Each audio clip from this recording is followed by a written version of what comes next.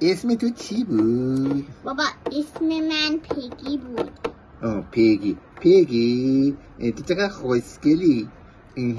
ولی من پیشنهاد میکنم که تو هم یه کلاه مثل من بذاری اینجوری ماسک داشته باشه. من کلاه دوست ندارم، من خودم رو دوست دارم.